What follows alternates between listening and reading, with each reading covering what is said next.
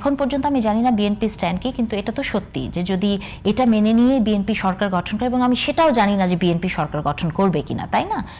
তো এটা তো নির্ভর করবে বাংলাদেশের মানুষ কাকে ভোট দেয়। আর এটা যদি আগের থেকে বলে নেওয়া হয় তাহলে তো আমরা সেই ইলেকশন ইঞ্জিনিয়ারিং ওইসব দিকেই কথা বলবো।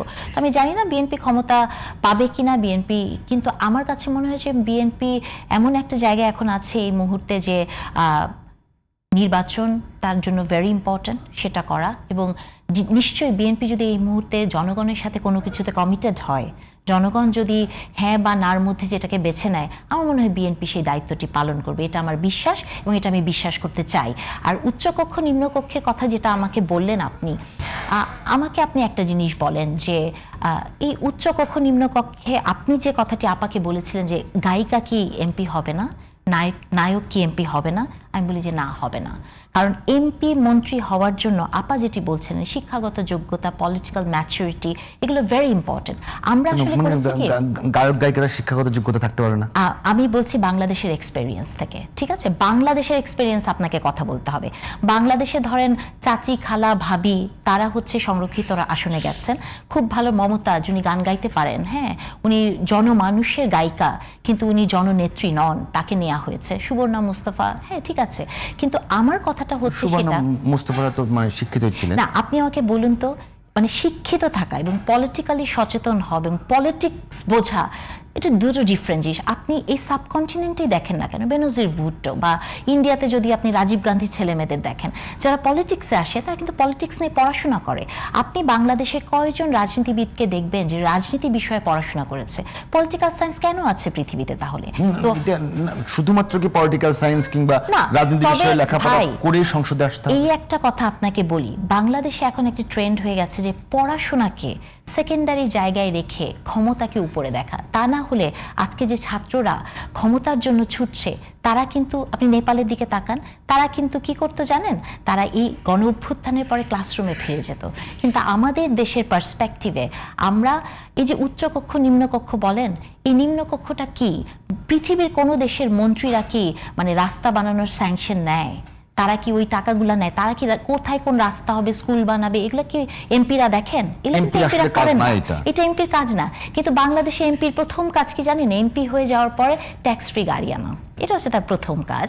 কোথায় একটা প্লট নিবে, সেটা হচ্ছে তার দ্বিতীয় কাজ। তৃতীয় কাজ হচ্ছে তার এলাকায় সে কতখানি টাকার যোগান দিবে এবং তার নেতাদের দিবে রাস্তা তৈরির নামে। বর্ষাকালে রাস্তা খোঁড়া হবে, যেটা আবার নেক্সট বর্ষা আসতে আসতে নষ্ট হয়ে যাবে। আপনি দেখেন একজন উপদেষ্টা, আপনি দেখেছেন কয়েকদিন আগে, ভেরি ইয়াং উপদেষ্টা, তার জায়গায় যে পরিমাণ টাকার স্যাংশন দেওয়া হয়েছে তো এরকম ঘটনা, তাই না?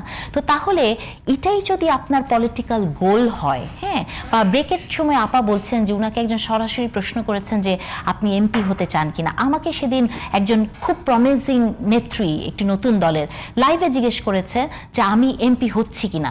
তাদের এই ধারণাটুকুই নাই যে পলিটিক্যালি আপনি যদি সচেতন হন, আপনি যদি আপনার মতের কথা বলেন, তারা ধরেই নেয় যে আমরা কোনো দলের পক্ষে কথা বলি ক্ষমতায় যাওয়ার জন্য। হ্যাঁ, তাদের ধারণাই নাই যে এমপি বা মন্ত্রী হওয়া ছাড়াও আপনার মতামতের মূল্য আছে এবং আপনি সেটা জানাতে চান।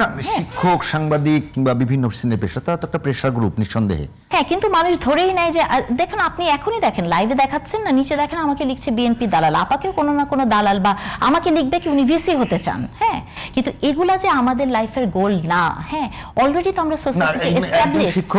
একজন শিক্ষক ভিসি হতে চাইবে, এটা তার গোল হতে পারে না। না, তবে আপনার শুনেন, সবাইকে তার এক মাপে ফেলা যায় না।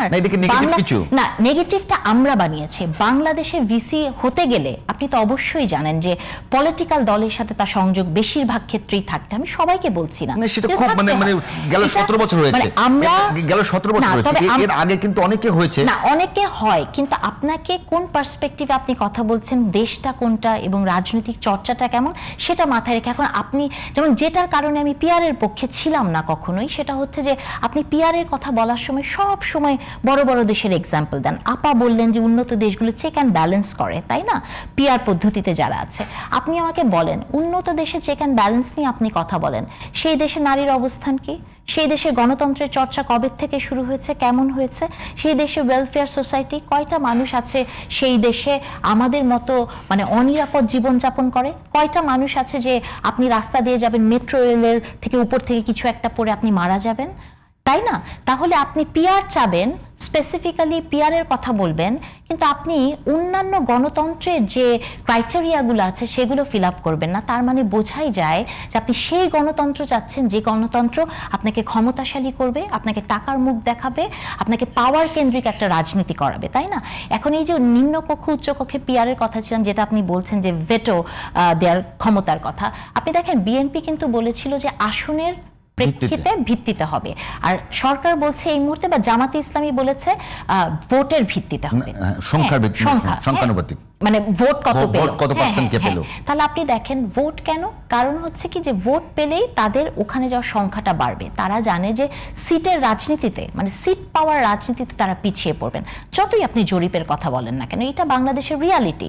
তো কোন দলগুলো পিআর চেয়েছে নিম্নকক্ষে আমরা জানি, যে যারা এখন পর্যন্ত জানেন যে মানে রাজনৈতিক সমীকরণে, যেমন অনেক বড় বড় নেতা যাদেরকে আমরা এই মুহূর্তে খুবই প্রমিনেন্ট দেখি, অনেক বড় বড় কথা বলেন, আপনি যদি তাদের প্রিভিয়াস ইলেকশনের হিস্ট্রিটা নেন, আপনি দেখবেন যে তার 3 বারের ইলেকশনের ভোটকে যুক্ত করলে মানে বিএনপির হয়তো একজন নর্মালি তার হাফের বেশি ভোট পায়, তাই না? মানে 3 বারে উনি যে ভোট পেয়েছেন, এরকম অনেক নেতা আছেন। তো তারাই আসলে পিআর এর কথাগুলো বলে। তবে কোন দিকে দেশ যাচ্ছে জানেন? আপনি দেখেছেন নেপালে পিআর এর জন্য কি হয়েছে, তাই না? প্রতি মুহূর্তে তাদের, বা ইটালিতে হয়েছে, মানে ক্ষমতার হাত বদল। এখন আপনি যখন বাংলাদেশে, আপনি কি করে রিলাই করবেন যে উচ্চ কক্ষে যারা যাবেন তারা দেশের স্বার্থে কাজ করবে? যে দেশে নাকি শেখ মুজিব একটা কোট পড়তে বলে সবাই মুজিব কোট পড়া শুরু করে দিল, তাই না? কয়েকদিন পরে দেখবেন যে তাহের সাহেব ঘি খাওয়ার কথা বলেছেন, সেই ঘি নিয়ে তার দলে সব লোকজন ছোটাছুটি করবে। যখনই আপনি এমন একটি রাজনীতি করেন যে আপনার ক্ষমতার টপে যে থাকে তাকে খুশি করার রাজনীতি, সেই জায়গায় আপনি কি করে ভাবলেন যে যখন উচ্চকক্ষে পিআরটা এমন করে হবে ভেটো পড়বে না? ধরেন আমি ধরেই নিলাম যে সরকার দলীয় একটা খুব ভালো প্রস্তাব এসছে, বিরোধিতার খাতিরে যে দেশে বিরোধিতা করে সেই দেশে পিআর কে এইভাবে দেয়া মানে খুবই একটা রাজনৈতিক রিস্কে পড়ে যাবে।